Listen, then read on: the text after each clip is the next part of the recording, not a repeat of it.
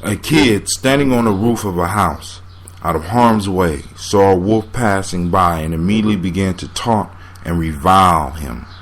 The wolf, looking up, said, "Sir, I hear thee, yet it is not thou who mockest me, but the roof on which thou art standing."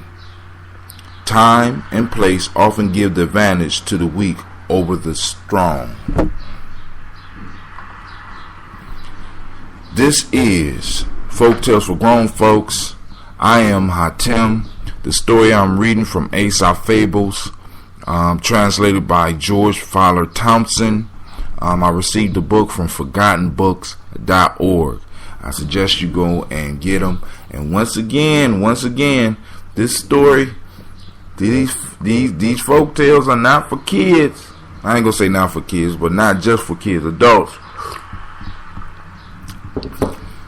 We have someone weaker taunting and teasing someone who seeks to devour them. Now, I'm not saying that the kid was wrong, and I want you to understand this, because this is one of the things that I'm noticing about Aesop, just in the language. A child is a child, a human youth, a human being, a younger human being. A kid, when he's often talking about kids, are always goats.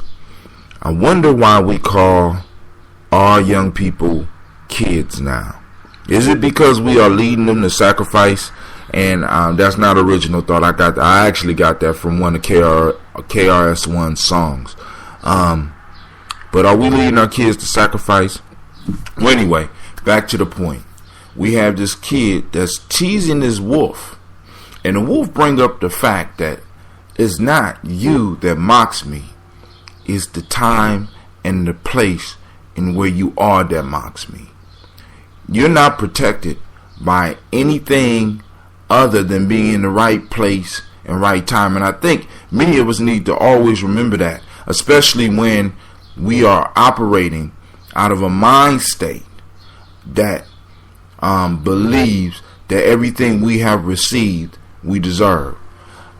Grace means undeserved favors, and many of us are products of grace, but we think that we have received this grace because we deserve it, rather than the fact of the matter is that maybe you were in the right place and the right time. Please know and be able to distinguish the fact of true skill and being in the right place in the right time. Now, we are getting up early so that we can not only develop our skill, so that we can be conscious and in the right place at the right time. But I would advise you not to do as this kid did, because we don't know what happened after he came off the roof. Can he stay on the roof forever? We know after he came off the roof, he was back on the ground, and he was going to have to one day, in some form or fashion, possibly have to deal with this wolf again, especially if the sheep herder or the shepherd was nowhere around. All right? So, when we are living our life, when we are moving in success, we need to always remember that there is a certain amount of grace that all of us receive, so that when we are dealing with people, we need not get disrespectful, we need not act crazy, we need not talk crazy to those that we may seem to be above. It's not because of our stature that we are above them, it's because of circumstance and time. All right? So let's be careful when we're dealing with this. Let's read that quote, that lesson again. Time and place often give the advantage to the weak over the strong. Now, if we want to have the advantage over the strong, and we know, and this is a whole nother lesson here, and we know that there are others that are stronger than us, we need to make sure that we are able to get in the right place at the right time, so that we can have advantage of them. Now, Oftentimes when we look through history and we look at some of the greatest battles